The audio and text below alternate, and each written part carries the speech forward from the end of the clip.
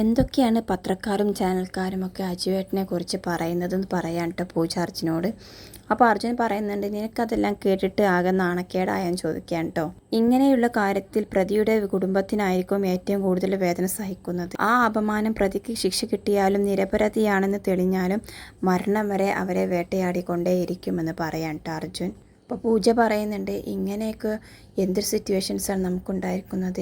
ഇങ്ങനെയൊക്കെ ഒരു സിറ്റുവേഷൻ വരികയാണെങ്കിൽ ആത്മഹത്യൻ്റെ വക്കിലെത്തിയേനെ എന്നൊക്കെ പറയാൻ കേട്ടോ.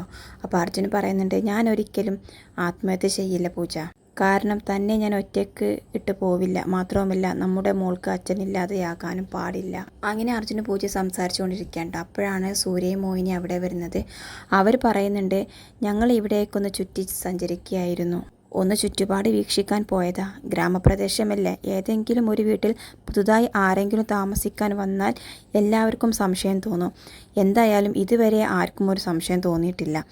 ഇനി ആർക്കെങ്കിലും തോന്നിയാൽ ഞങ്ങൾ അതെല്ലാം നോക്കിക്കോളാം എന്ന് പറയാൻ കേട്ടോ മോഹിനി. ഇത് കേൾക്കുമ്പോൾ അർജുൻ പറയുന്നത്, നിങ്ങളൊക്കെ അതായത് പൂജ, സൂര്യ, മോഹിനി കൂടെയുള്ളത് കൊണ്ടാണ് എൻ്റെ വിഷമം മനസ്സിൽ നിന്ന് മാറി നിൽക്കുന്നത് എന്ന് പറയാണ്. പിന്നീട് കാണിക്കുന്നത് പോലീസ് സ്റ്റേഷനാണ് കേട്ടോ. അവിടെ CI കുമാർ അർജുൻ്റെ കാറിൻ്റെ 2 ദിവസത്തെ റൂട്ട് മാപ്പ് തയ്യാറാക്കിയിട്ടുണ്ട് കേട്ടോ. എന്നിട്ട് അതിൽ DGPക്ക് കൊണ്ടുപോയി കൊടുക്കുകയാണ്. അപ്പോൾ അദ്ദേഹം പറയുന്നുണ്ട്, 2 ദിവസത്തെ റൂട്ട് മാപ്പിൽ യാതൊന്നും സംശയിക്കാനുള്ള ഒന്നും ഉണ്ടായിട്ടില്ല. പക്ഷേ ഇന്ന് രാവിലെ മുതലുള്ള റെക്കോർഡിൽ അർജുൻ്റെ കാർ തർക്കയെ പോയിരുന്നു. സർ, ഇത് തമിഴ്നാടിനടുത്തുള്ള ഒരു സ്ഥലമാണ്. ആൾക്കാർ അധികമൊന്നുമില്ലാത്തൊരു സ്ഥലം. കുറേയൊക്കെ വിജനമാണ്. പോയ കാർ മിനിറ്റുകൾക്കുള്ളിൽ തന്നെ മടങ്ങി വരികയും ചെയ്തു. അങ്ങനെയെങ്കിൽ ആരെങ്കിലും അവിടെ ഇറക്കാൻ വേണ്ടിയാണ് പോയത് എന്ന് നമുക്ക് സംശയിക്കാം എന്നൊക്കെ പറയാൻ കേട്ടോ അവൻ DGPയോട്. അങ്ങനെയെങ്കിൽ നമുക്ക് ഈ മാപ്പിനനുസരിച്ച് ആ ലൊക്കേഷൻ ഒന്ന് പരിശോധിക്കണം എന്ന് DGP പറയാൻ കേട്ടോ CIയോട്. പിന്നീട് കാണിക്കുന്നത് അർജുൻ താമസിക്കുന്ന വീട്ടിലെ അങ്കിളിൻ്റെ സിസ്റ്റർ ഉണ്ടല്ലോ, അവർ പൂജക്കും അർജുനും ഒരു ചായ കൊണ്ടുവന്ന് കൊടുക്കുകയാണ് കേട്ടോ. അങ്ങനെ അവർ സ്നേഹത്തോടെ കൂടി തന്നെ സംസാരിക്കുന്നുമുണ്ട്. അപ്പോൾ അർജുൻ പറയുന്നുണ്ട്, ഈ വീട്ടിലെ അച്ഛനും അമ്മയും നമ്മുടെ അച്ഛനമ്മമാരെക്കാൾ സ്നേഹമുണ്ട്. ഇവരുടെ സ്നേഹത്തിന് തഴമ്പില്ല പൂജ എന്ന് പറയാം. അപ്പോൾ പൂജ പറയുന്നുണ്ട്, ഈ വീട്ടിൽ താമസിക്കുമ്പോൾ ഒരു പ്രത്യേക ഫീലുണ്ട്. പിന്നീട് പൂജയുടെ മുഖം അങ്ങനെ മൂഡ് ഓഫ് ആയിരിക്കാം കേട്ടോ. അപ്പോൾ അർജുൻ ചോദിക്കുന്നുണ്ട്, താൻ മൂഡ് ഓഫ് ആണോ? അപ്പം പറയാണ്, നമ്മുടെ മോൾ പാല് കുടിച്ചിട്ടുണ്ടാവും അജുവേട്ടാ.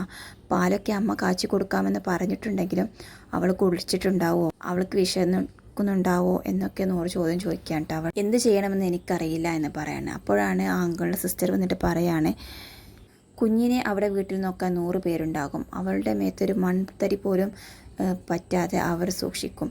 പക്ഷേ ഇവിടെ അർജുൻ ഒറ്റയ്ക്കാണ്.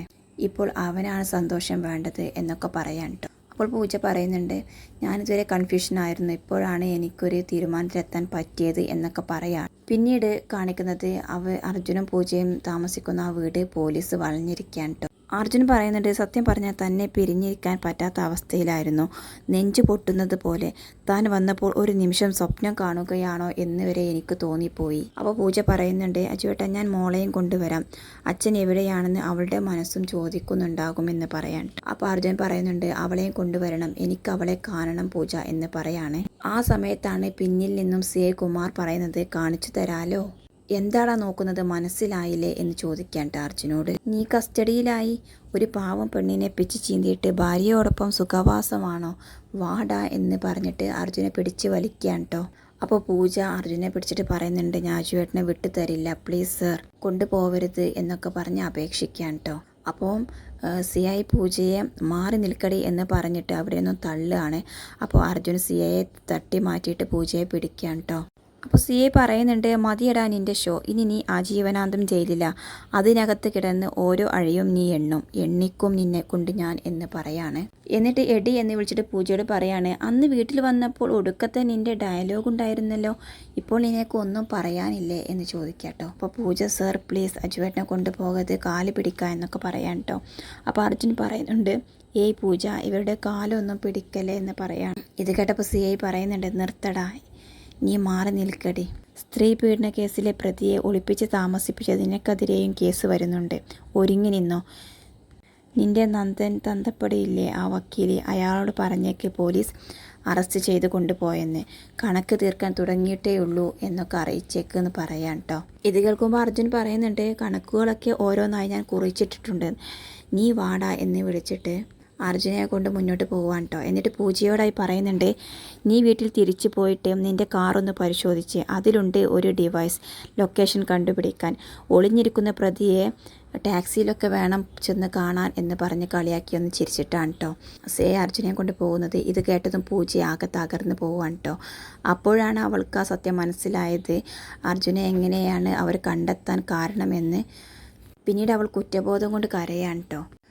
അജുവേട്ടനെ കാണുമെന്ന് താൻ വാശി പിടിച്ചത് കൊണ്ടാണ് ധൃതിയിൽ കിരൺ ഇവിടെ എത്തിച്ചതും അതുകാരണമാണ് പോലീസ് അജുവേട്ടനെ തേടി വന്നതും ഇപ്പോൾ അജുവേട്ടൻ അറസ്റ്റിലായതും എന്നൊക്കെ ആലോചിച്ചിട്ട് അവൾ കുറ്റബോധം കൊണ്ട് കരഞ്ഞ് അവിടെ ഇരിക്കാൻ കേട്ടോ. പിന്നീട് കാണിക്കുന്നത് ജഡ്ജിയുടെ വീടാണ്. അവിടെ നന്ദഗോപൻ വക്കീലും അദ്ദേഹത്തിൻ്റെ സുഹൃത്ത് അൻവറും ഉണ്ട് കേട്ടോ. അന്ന് കോടതി അവധി ആയതുകൊണ്ട് തന്നെ പോലീസ് അർജുനെയും കൊണ്ട് ജഡ്ജിയുടെ വീട്ടിലേക്കാണ് കേട്ടോ എത്തുന്നത്. അപ്പം ഒരു മുൻകൂർ ജാമ്യാപേക്ഷ നൽകുന്നതിന് വേണ്ടിയിട്ടാണ് നന്ദൻ അവിടെ അർജുനെ കാത്തു നിൽക്കുന്നത്. അങ്ങനെ SP കിരണും CI കുമാറും അർജുനെയും കൊണ്ട് അവിടെ എത്തുകയാണ് കേട്ടോ. അപ്പോൾ നന്ദൻ പോലീസിനോട് ചോദിക്കുന്നുണ്ട്, ഇത്രയും പെട്ടെന്ന് തന്നെ ഹാജരാക്കാൻ അതിനു മാത്രം വലിയ കുറ്റമാണോ ഇവൻ ചെയ്തതെന്ന് ചോദിക്കുകയാണ്. അപ്പോൾ SP കിരൺ പറയുന്നുണ്ട്, പോലീസിന് മേൽ അത്രയും സമ്മർദ്ദമുണ്ട്. മിനിസ്റ്ററും വനിതാ കമ്മീഷനും എല്ലാം ഇടപെട്ട കേസാണ്. മീഡിയ വല്ലാതെ അർജുനെ ടാർഗറ്റ് ചെയ്യുന്നുണ്ട് എന്നൊക്കെ പറയാണ്. അപ്പോൾ നന്ദൻ പറയുന്നുണ്ട്, നിങ്ങൾ എല്ലാ കാര്യത്തിലും ഇത്ര ശുഷ്കാന്തി കാണിക്കാറില്ലല്ലോ, പക്ഷേ ഈ കാര്യത്തിൽ മാത്രം എന്തുകൊണ്ടാണ് നിങ്ങൾക്ക് ഇത്രയും ശുഷ്കാന്തി എന്ന് ചോദിക്കുകയാണ്. ഇതിനൊക്കെ നിങ്ങളെ കൊണ്ട് ഞാൻ മറുപടി പറയിപ്പിക്കും എന്ന് പറയാൻ കേട്ടോ CI കുമാറിനോട് നന്ദൻ. അപ്പോൾ അർജുൻ തടയുന്നുണ്ട്, വേണ്ട അങ്കിൾ, വെറുതെ ഒരു സീൻ ഉണ്ടാക്കണ്ട, ഇവരുടെ ഡ്യൂട്ടി ചെയ്യട്ടെ, ഇതിന് പിന്നിൽ പ്രവർത്തിച്ചവർക്ക് സന്തോഷം കിട്ടട്ടെ, അത്രക്കും കഷ്ടപ്പെട്ടിട്ടുണ്ടാകുമല്ലോ ഇതിന് പിന്നിൽ, എന്തായാലും എനിക്ക് ജാമ്യം കിട്ടാനുള്ള സാധ്യത കുറവാണ്, ആ രീതിയിലാണ് ഇവരെന്നെ ക്രൈം ചെയ്തിരിക്കുന്ന രീതി ചാർത്തിയത് എന്ന് പറയാണ്. അങ്ങനെ അവർ ജഡ്ജിയുടെ മുന്നിലേക്ക് പോവാൻ കേട്ടോ. അപ്പോൾ അൻവറും SP കിരണും പുറത്ത് വെയിറ്റ് ചെയ്യായിരുന്നു. അങ്ങനെ ജഡ്ജി ചോദിക്കുന്നുണ്ട്, എന്താണ് കേസ്, എന്ത് പറ്റി അർജുൻ, എന്താണ് ഇങ്ങനെയൊക്കെ ചോദിക്കുകയാണ്. ആ സമയത്ത് നന്ദഗോപൻ പറയുന്നുണ്ട്, ഇതെല്ലാം ഒരു കെട്ടിപ്പൊക്കിയ നുണക്കഥയാണ് അർജുന് മേൽ ആരോപിക്കുന്നതെന്ന് പറയാൻ. മാത്രവുമല്ല അങ്ങേക്ക് നന്നായിട്ട് അറിയാമല്ലോ അർജുൻ എന്ന വ്യക്തിയെന്ന് പറയാണ്. ഇത് കേൾക്കുമ്പോൾ ജഡ്ജി തിരിച്ചു ചോദിക്കുകയാണ്, എൻ്റെ അറിവൊന്നും ഇതിന് ബാധിക്കില്ല, തെളിവാണ് ഏറ്റവും പ്രധാനമെന്ന് അർജുന് വേണ്ടി വാദിക്കുന്ന നന്ദഗോപനും അറിയാം. കൃത്യമായ തെളിവുകളാണ് പ്രോസിക്യൂഷൻ ഹാജരാക്കിയിരിക്കുന്നത് എന്ന് പറയാണ്. അപ്പോൾ നന്ദൻ പറയുന്നുണ്ട്, ഡിജിറ്റൽ തെളിവുകളിൽ കൃത്രിമത്വം കാണിക്കാമെന്ന് കോടതിക്ക് നേരത്തെ അറിയാവുന്നതല്ലേ, ഡിജിറ്റൽ ലാബിൽ വിട്ട് പരിശോധിച്ചാൽ അറിയാം ഇത് തെളിവ് യഥാർത്ഥമാണോ കൃത്രിമത്വം നടന്നിട്ടുണ്ടോ എന്നൊക്കെ പറയാൻ കേട്ടോ ജഡ്ജിയോട്.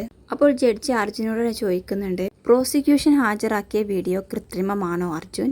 ഇത് കേൾക്കുമ്പോൾ അർജുൻ പറയുന്നുണ്ട്, യഥാർത്ഥമാണ് സാർ, പക്ഷേ അത് ഉണ്ടാക്കിയ സാഹചര്യം തെളിവിന് വേണ്ടി സൃഷ്ടിച്ചതാണ് എന്ന് പറഞ്ഞിട്ട് അർജുൻ കാര്യം പറഞ്ഞു തുടങ്ങിയാണ്. അപ്പോഴേക്കും ജഡ്ജി പറയുന്നുണ്ട്, അതൊക്കെ കോടതിയിൽ തെളിയിച്ചാൽ മതി പിന്നീട്, ഇപ്പോൾ ഇത് ഫേക്കാണോ റിയലാണോ എന്നാണ് എനിക്കറിയേണ്ടത്, അത് എനിക്ക് കിട്ടിക്കഴിഞ്ഞു എന്ന് പറയാം കേട്ടോ. അങ്ങനെ പോലീസും നന്ദഗോപനും അങ്ങോട്ടും ഇങ്ങോട്ടും ഒരുപാട് ആർഗ്യുമെന്റ്സ് പറയുന്നുണ്ട് കേട്ടോ. എല്ലാം കേട്ടതിന് ശേഷം ജഡ്ജി പറയാണ്, ഈ കേസിൽ പ്രോസിക്യൂഷൻ ഹാജരാക്കിയ തെളിവ് ശക്തമായതുകൊണ്ടും തെളിവ് യഥാർത്ഥമാണെന്ന് പ്രതി സമ്മതിച്ചതുകൊണ്ടും പരാതിക്കാരുടെ മെഡിക്കൽ റിപ്പോർട്ട് അവരുടേതാണെന്ന് തെളിഞ്ഞതുകൊണ്ടും ഈ ജാമ്യം നിഷേധിച്ചിരിക്കുന്നു എന്ന് പറയാൻ കേട്ടോ. ഇത് കേട്ടതും നന്ദനും അർജുനും വല്ലാണ്ടാവുകയാണ്. അതേസമയം CI കുമാർ ചിരിക്കുകയാണ് കേട്ടോ. അങ്ങനെ അവർ അർജുനെ പോലീസിൻ്റെ കസ്റ്റഡിയിൽ വിട്ടുകൊടുക്കുകയാണ് കേട്ടോ. പിന്നീട് പൂജ വീട്ടിൽ വന്ന് കയറുകയാണ്. അവൾ പൊട്ടിക്കരഞ്ഞാണ് അകത്തേക്ക് കയറി ഓടുന്നത്. മാധുരി അമ്മയെ കണ്ടതും അമ്മയെ കെട്ടിപ്പിടിച്ച് കരയാണ് കേട്ടോ. എന്താ മോളെ, എന്തു പറ്റി, നീ അർജുനെ കാണാൻ പോയതെല്ലാം ചോദിക്കുന്നുണ്ട് മാധുരി.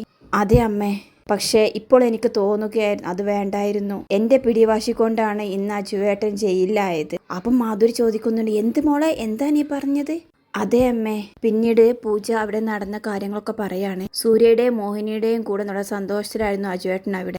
നമ്മളുടെ മോളെയും അവിടേക്ക് കൊണ്ടുപോകണമെന്ന് അജുവേട്ടൻ പറഞ്ഞിരുന്നു, അവിടെയും കാണണമെന്ന്. അങ്ങനെ തീരുമാനിച്ചിരിക്കുന്നതിനിടയിലാണ് പോലീസ് വീട് വളഞ്ഞതും CI കുമാർ വന്ന് അജുവേട്ടനെ അറസ്റ്റ് ചെയ്ത് പോയതും. ഇനി ഒരിക്കലും അജുവേട്ടനെ പുറം ലോകം കാണിക്കില്ല എന്ന തീരുമാനത്തിലാണ് ആ CI. ഞാൻ അപ്പോൾ തന്നെ അച്ഛനെ വിളിച്ചു പറഞ്ഞിരുന്നു. അച്ഛൻ മുൻകൂർ ജാമ്യത്തിന് ശ്രമിച്ചെങ്കിലും അത് കോടതി തള്ളി അമ്മേ.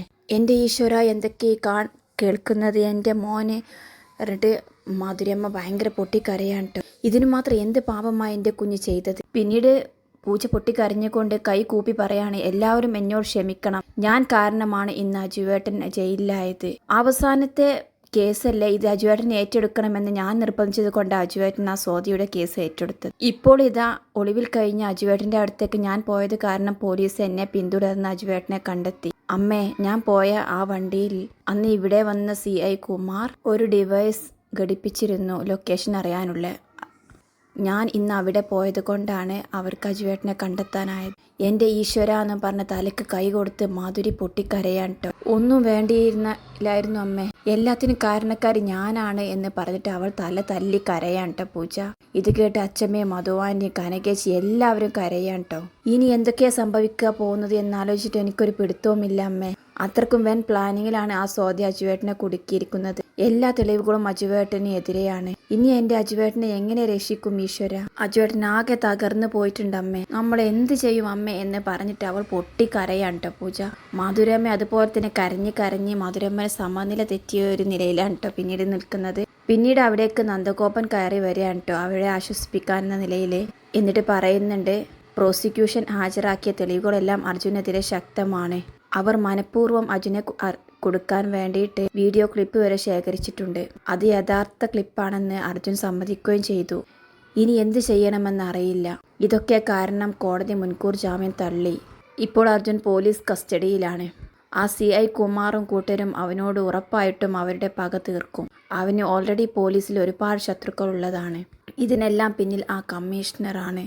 ഇങ്ങനെയൊക്കെ പറയാണ് കേട്ടോ നന്ദഗോപൻ അവിടെ. നന്ദ, ഇനി നമ്മൾ എന്ത് ചെയ്യുമെന്ന് ചോദിക്കുന്നുണ്ട് അച്ചമ്മ. അമ്മ ഭയപ്പെടാതിരിക്കുക, നമുക്ക് അവനെ പുറത്തിറക്കാം, ഞാൻ അവനെ പുറത്തിറക്കും എന്നൊക്കെ പറയുന്നുണ്ട് അർജുൻ. ഇതൊക്കെ കേട്ടുകൊണ്ട് സമനില തെറ്റിയ നിലയിലാണ് കേട്ടോ മാധുരി അവിടെ നിൽക്കുന്നത്. അവസാനം മാധുരിയമ്മ മുന്നോട്ട് വന്നിട്ട് നന്ദഗോപന്റെ കോളർ പിടിച്ചിട്ട് പറയാണ്, എൻ്റെ മോനെ എത്രയും പെട്ടെന്ന് പുറത്തിറക്കണം. അവൻ ഈ നിലയിൽ അഴിക്കുള്ളിലാവാൻ കാരണം നിങ്ങൾ ഒറ്റൊരുത്തനാണ്. നിങ്ങൾ ചെയ്ത കൊള്ളരുതായ്മക്കാണ് ഇന്ന് എൻ്റെ മോന് ഈ ശിക്ഷ അനുഭവിക്കുന്നത്. ഇല്ലാത്ത കള്ളക്കഥകൾ അവൻ്റെ മേൽ ചാർത്തിയിട്ട് ഇന്ന് അവനെ ജയിലിലാക്കിയത് ആ കമ്മീഷണർ ആണെങ്കിൽ അതിന് കാരണക്കാരൻ നിങ്ങളാണ്. എൻ്റെ മോനെ പോയി കൊണ്ടുവാ, ഇറക്കിക്കൊണ്ടുവാ എന്ന് പറഞ്ഞിട്ട് മാധുരി ആർത്ത് വിളിക്കുകയാണ് കേട്ടോ നന്ദഗോപനെതിരെ. ശരിക്കും മാധുരിക്ക് എന്ത് പറ്റി എന്ന ഷോക്കിലാണ് മധുവും അച്ചമ്മയും പൂജയൊക്കെ. അമ്മ എന്ന് വിളിച്ചുകൊണ്ട് പൂജ വരുന്നുണ്ടെങ്കിലും പൂജയുടെ കൈകളിലേക്ക് മാധുരി ബോധം കെട്ട് വീഴാണ് കേട്ടോ. ശരിക്കും അവർക്ക് അർജുൻ്റെ ഈ അറസ്റ്റിംഗ് ന്യൂസ് ഷോക്കിംഗ് ആയിട്ടുണ്ട്. മെൻ്റലി അവർക്ക് എന്തൊക്കെയോ സംഭവിച്ചിട്ടുണ്ട് കേട്ടോ.